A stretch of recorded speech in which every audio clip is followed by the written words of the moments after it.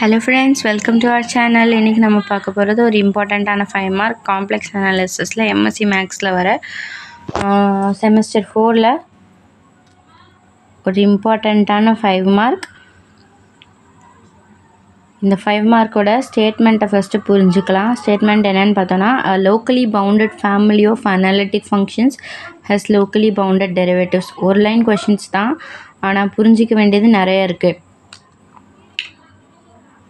A locally bounded family of analytic junctions. இது junctions இல்லை functions. So ஜங்ஷன்ஸ்ன்னு கொடுத்துருக்காங்க.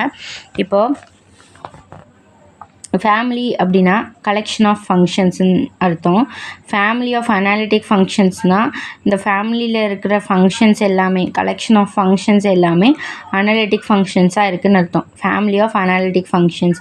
So இந்த ஃபேமிலி ஆஃப் அனாலிட்டிக் ஃபங்க்ஷன்ஸ் வந்து லோக்கலி பவுண்டடாக இருக்குது. அதாவது இதுக்குள்ளே இருக்கிற எல்லா ஃபங்க்ஷனுமே வந்து லோக்கலி பவுண்டட். லோக்கலி பவுண்டட்ன்ற வார்த்தைக்கு அர்த்தம் என்னென்னா, locally bounded அப்படின்னா ஒரு family of functions defined on a region omega of the complex plane is said to be locally bounded if and only if for every point z0 in omega there exists a neighborhood b of z0, r is equal to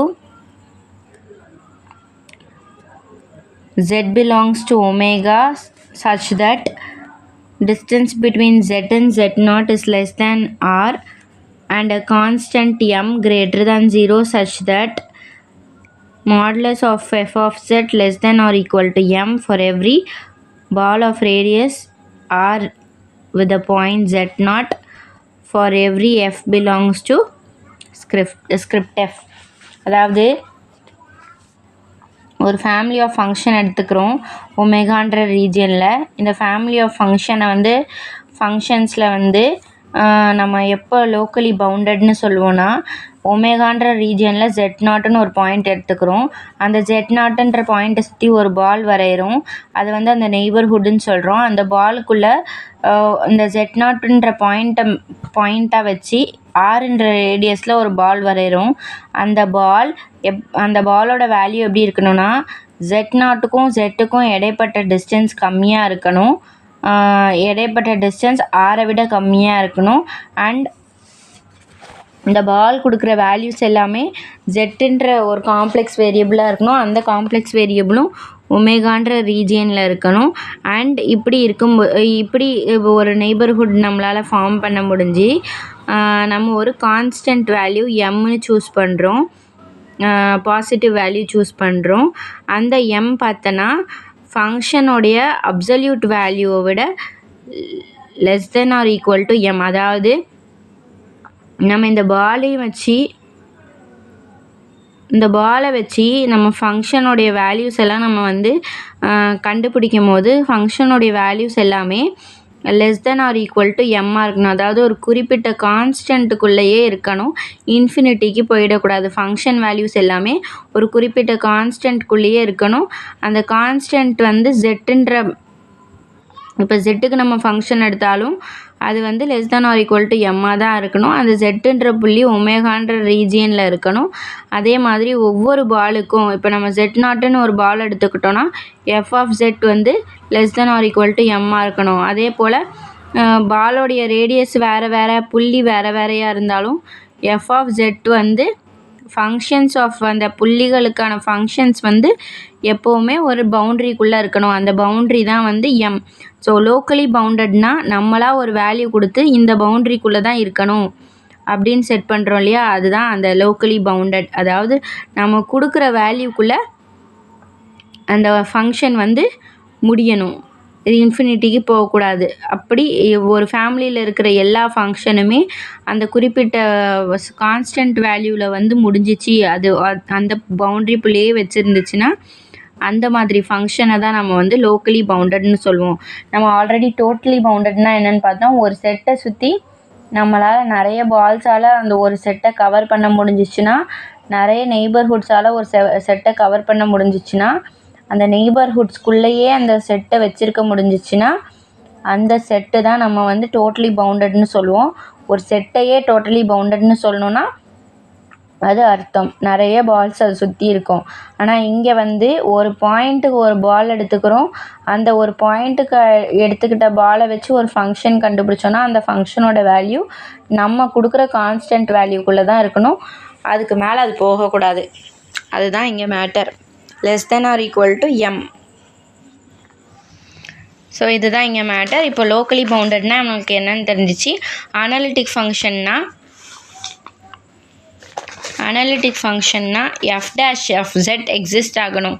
எந்த ஒரு function எடுத்துக்கிட்டாலும் அதுக்கு ஒரு எல்லா ஃபங்க்ஷன்ஸுமே complex valued ஃபங்க்ஷன்ஸாக இருக்கும். அந்த எல்லா ஃபங்க்ஷன்ஸுமே காச்சி Riemann ஈக்குவேஷனை சாட்டிஸ்ஃபை பண்ணும். அண்ட் இன்னொரு விஷயம், ஒவ்வொரு பாயிண்ட்டுக்கும் ஒரு ஃபங்க்ஷன் ஆஃப் டெரிவேட்டிவ் எக்ஸிஸ்ட் ஆகும். இப்போ f(z)ன்னு ஒன்று இருந்துச்சுன்னா f'(z) எக்ஸிஸ்ட் ஆகும். அந்த f(z)க்கு f'(z)ன்னு ஒன்று எக்ஸிஸ்ட் ஆகும். அதே போல் அதை சுற்றி இருக்கிற நெய்பர்ஹுட்லேயும் டெரிவேட்டிவ்ஸ் எக்ஸிஸ்ட் ஆகும். அந்த மாதிரியான ஃபங்க்ஷனை தான் வந்து அனாலிட்டிக் ஃபங்க்ஷன்னு சொல்லுவோம். இப்போ ஒவ்வொரு அனாலிட்டிக் ஃபங்க்ஷனுமே வந்து ஒரு ஃபேமிலியிலேருந்து எடுத்துக்கிற எல்லா அனாலிட்டிக் ஃபங்க்ஷனுமே லோக்கலி பவுண்டடாக இருந்துச்சுன்னா அந்த அனாலிட்டிக் ஃபங்க்ஷனுக்கு எக்ஸிஸ்ட் ஆகிற டெரிவேட்டிவும் லோக்கலி பவுண்டடாக இருக்கணும் அப்படின்னு தான் இந்த கொஷனில் சொல்கிறாங்க. இப்போது ஒவ்வொரு அனாலிட்டிக் ஃபங்க்ஷனும் லோக்கலி பவுண்டடாக இருந்துச்சுன்னா family of analytic functions is locally bounded, has locally bounded derivatives. ஒவ்வொரு அனாலிட்டிக் ஃபங்க்ஷனுக்கும் ஒரு டெரிவேட்டிவ் எக்ஸிஸ்ட் ஆகும் அப்படின்னு ப்ரூவ் பண்ணணும். நம்ம இப்போது நமக்கு என்ன தெரியும், ஒவ்வொரு அனாலிட்டிக் ஃபங்க்ஷனும் ஒரு ஃபேமிலி எடுத்துக்கிறோம். let script f be the family of locally bounded analytic function எடுத்துக்கிறோம். ஸோ இதில் இருக்கிற எல்லா ஃபங்க்ஷன்ஸுமே அனாலிட்டிக் ஃபங்க்ஷன்ஸ் அண்ட் இது எல்லாமே லோக்கலி பவுண்டட்னு எடுத்துக்கிறோம். ஸ்கிரிப்ட் எஃப்னு அந்த ஃபேமிலிக்கு பேர் வச்சுக்கிறோம். இப்போ இந்த ஃபேமிலியிலேருந்து ஒரு சின்ன ஃபேமிலி சின்ன ஃபங்க்ஷன் ஒன்று எடுத்துக்கிறோம். எஃப்னு ஒரு ஃபங்க்ஷன் எடுத்துக்கிறோம் ஸ்கிரிப்ட் எஃப்லேருந்து. அதே மாதிரி ஒமேகான்ற பெரிய ரீஜியன்லேருந்து காம்ப்ளெக்ஸ் பிளேன்லேருந்து, அதாவது இது ஒரு ஃபேமிலி இல்லையா, அப்போ இந்த ஃபேமிலி ஏதோ ஒரு ரீஜியனில் தான் இருக்கும்னு நம்மளுக்கு ஷுவராக தெரியும் இல்லையா. ஸோ அந்த ரீஜியன்லேருந்து ஒரு z0ன்னு ஒரு புள்ளி எடுத்துக்கிறோம். By the property of locally boundedness. இப்போ லோக்கலி பவுண்டட்னஸோட ப்ராப்பர்ட்டி இதுக்குள்ளே கொண்டு வரும். அப்படின்னா என்ன அர்த்தம், லோக்கலி பவுண்டட்னஸ்க்கு இப்போ தானே நம்ம இது பார்த்தோம். ஸோ இதை தான் இங்கே போட்டிருக்காங்க. ஒவ்வொரு பாயிண்ட்டு ஒமேகாலேருந்து ஒரு பாயிண்ட்டாக எடுக்கிறோம். அதுக்குன்னு ஒரு பால் ஃபார்ம் ஆகுது, ஒரு நெய்பர்ஹுட் ஃபார்ம் ஆகுது. அந்த நெய்பர்ஹுட்டோடைய ரேடியஸ் எப்படி இருக்குது, b(z0, r)ன்னு அதோடைய வேல்யூஸ் வந்து z0 in ஒமேகான்னு எக்ஸிஸ்ட் ஆகுது. அண்ட் இதோட டிஸ்டன்ஸ் வந்து r) and modulus of f(z) < m)ன்னு இருக்குது. m விட தாண்டி போகாதுன்னு இருக்குது. ஸோ இது எல்லாமே லோக்கலி பவுண்டட்னஸோட நம்ம இப்போ பார்த்த டெஃபினிஷன்லேருந்து நம்ம எடுத்துக்கிட்ட விஷயம். ஸோ நம்மளுக்கு தெரிஞ்சது என்ன, ஃபங்க்ஷன்ஸ் வந்து லோக்கலி பவுண்டட்னு தெரியும் அண்ட் அது எல்லாமே அனாலிட்டிக் ஃபங்க்ஷன்னு தெரியும். ஸோ இப்போ அது எல்லாமே அனாலிட்டிக் ஃபங்க்ஷனாக இருக்கிறதுனால ஒரு அனாலிட்டிக் ஃபங்க்ஷனுக்கு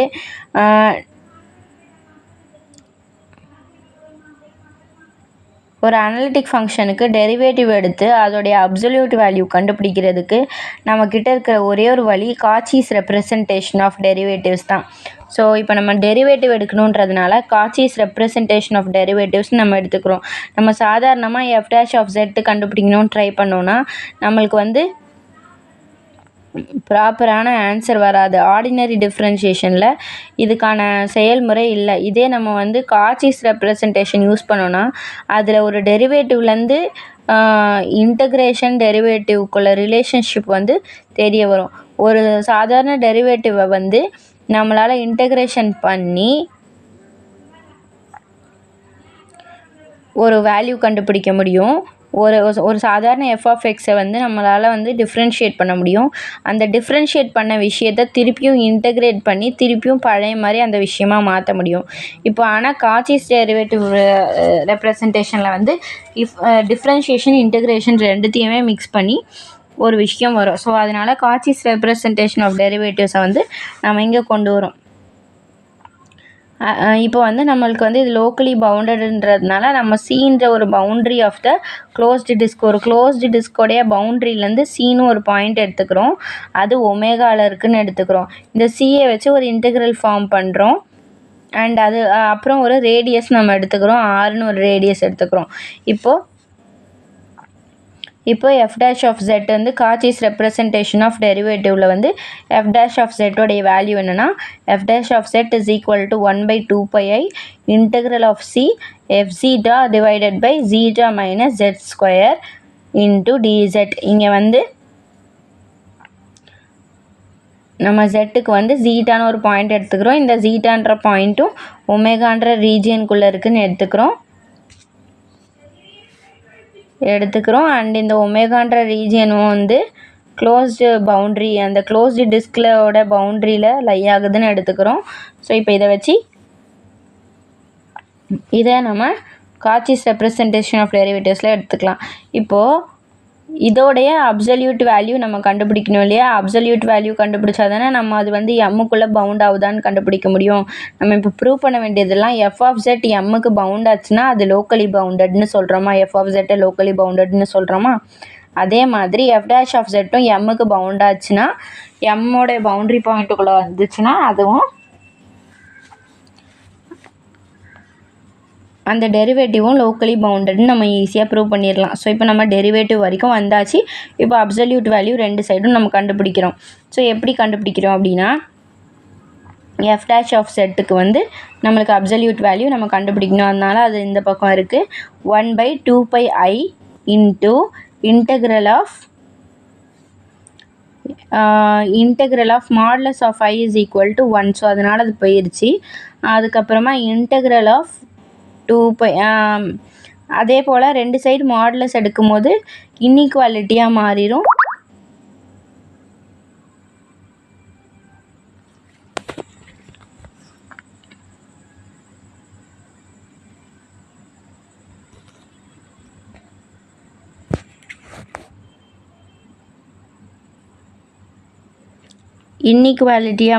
so less than or equal டுன்னு வந்துடும்.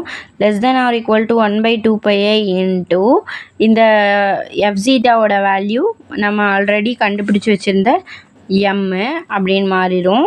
அதுக்கப்புறமா இன்டெக்ரல் இன்ட்டு ஜீட்டா டிஇசெட்ன்றது வந்து ஒரு ஆர்க்கோடைய லென்த். ஸோ ஒரு ஆர்க்கோடைய லென்த்தை நாம் 2πrன்னு டினோட் பண்ணலாம். ஸோ m இன்ட்டு 2πrன்னு வரும். ஒரு ஆர்க்குடைய length integral C into DZ வந்து ஒரு ஆர்க்குடைய லென்த்து. ஸோ 2πrன்னு மாறிடுச்சு. ஜீட்டா மைனஸ் ஜெட்டுங்கிறது நம்மக்கிட்ட இருக்கிறது வந்து ஜெட் மைனஸ் ஜெட் நாட்டுன்றது நம்மளுக்கு ஆரை விட சின்னதுன்னு தெரியும். இப்போ ஜீட்டா மைனஸ் ஜெட் நாட்டுன்றது ஜெட்டுக்கும் ஜீட்டாக்கும் இடையில இருக்கிற ஒரு புள்ளி. ஸோ ஜீட்டா மைனஸ் ஜெட் நாட்னாலும் சரி, ஜெட் மைனஸ் ஜீட்டா நாட்னாலும் சரி, இது ஒரு மிட் பாயிண்டில் இருக்கும். ஸோ ஜெட் மைனஸ் ஜீட்டா வந்து இதோடைய பாதி. ஸோ அதோட பாதியில் r/2ன்னு இருக்கும். ஸோ r/2 தி ஹோல் ஸ்கொயர்னு நம்மளுக்கு வரும்போது r² டிவைடட் பை 4ன்னு வந்துடும். 2² 4 ஆயிரும். r² இருக்கும். ஸோ இப்படி நம்மளுக்கு இருக்குது. ஐ வந்து காணாமல் போயிடுச்சு. ஏன்னா மாடுலஸ் எடுக்கும் போது ஐ வந்து 1 ஆகிரும். ஸோ இதில் இருக்க 2πயும் கேன்சல் ஆகிடுச்சு. r²லேருந்து r போயிடுச்சு. ஸோ இப்போ இந்த 4 மேலே வந்துச்சுன்னா 4m/rன்னு வரும். இது எஃப் டேஷ் ஆஃப் ஜெட் வந்து less than or equal to 4m/rன்னு வரும். இந்த 4m/r வந்து எம்மை தனியாக எடுத்துக்கலாம், 4/r நம்ம தனியாக எடுத்துக்கலாம். இதில் எந்த ஒரு வேரியபிளும் இல்லை. ஆறுங்கிறது ஒரு ரேடியஸ். இதுக்கும் ஒரு வேல்யூ நம்ம கொடுத்துட்டோம்னா அதுவும் ஒரு கான்ஸ்டண்ட்டாக மாறிடும். 4ம் ஒரு கான்ஸ்டன்ட், எம்மும் ஒரு கான்ஸ்டன்ட். ஸோ எம்ன்ற ஒரு கான்ஸ்டன்ட்டுக்குள்ளே நம்மளால் வந்து m is multiplied with some constant. So அது ஏதோ ஒரு கான்ஸ்டன்ட் கூட மல்டிப்ளை ஆன எம்முக்கு வந்து நம்மளால் எஃப் டேஷ் ஆஃப் ஜெட்டை வந்து பவுண்ட் பண்ண முடியுது. ஸோ இதை வந்து லெஸ் தேன் ஆர் ஈக்குவல் டுன்னு இருக்கிறது ஈக்குவல் டு எடுத்துகிட்டு லெஸ் தேன் எம்ன்னு நம்ம டினோட் பண்ணிக்கலாம். கண்டிப்பாக இது 4ஓட மல்டிப்ளை தானே, அதனால் 4/rஆல் டிவைட் பண்ணால் வெறும் m நம்மளுக்கு கிடச்சிரும். So f dash of is less than m. So for every z belongs to z minus z not less than r/2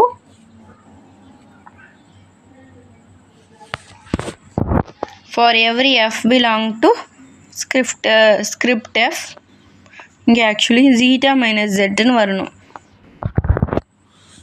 so f dash is locally bounded. புக்கில் என்ன சொல்லியிருக்காங்க?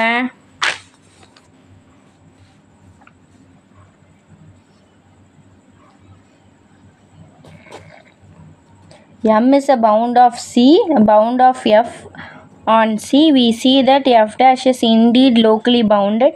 What is true of the first derivatives of all of course also true for higher derivatives.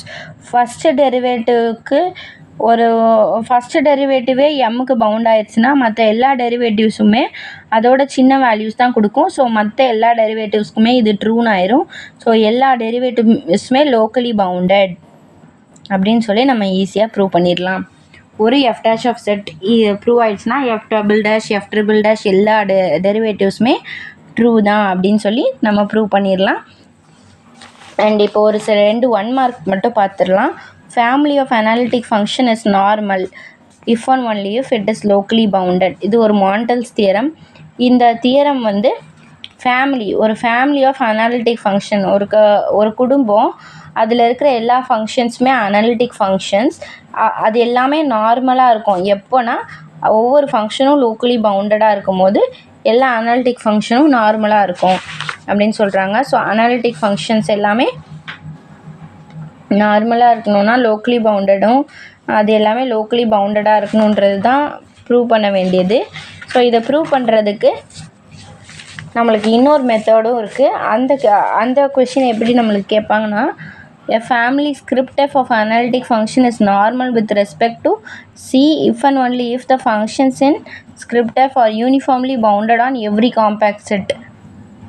locally bounded இருக்கணும்னாலும் சரி, functions in script f are uniformly bounded on every compact setனாலும் சரி, ரெண்டுமே ஒரே concept தான். So இப்படியும் அதை ப்ரூவ் பண்ணலாம், அப்படியும் இதை ப்ரூவ் பண்ணலாம். ஸோ இது வந்து அவ்வளோ இம்பார்ட்டண்ட் கிடையாது. இருந்தாலும் தெரிஞ்சுக்கணுன்னா எனக்கு கொஞ்சம் மெசேஜ் பண்ணுங்கள் வாட்ஸ்அப்பில். அப்போ தான் நான் உங்களுக்கு வந்து இது சொல்லி கொடுக்க முடியும்.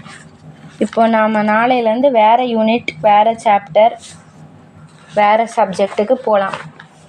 ஓகேவா? இன்றைக்கியோட நம்ம காம்ப்ளெக்ஸ் அனாலிசிஸ்லேருந்து 2 யூனிட்ஸ் இது வரைக்கும் படிச்சிருக்கோம். 5th யூனிட்டும் படிச்சிட்டோம், 1st யூனிட்டும் படிச்சிட்டோம்.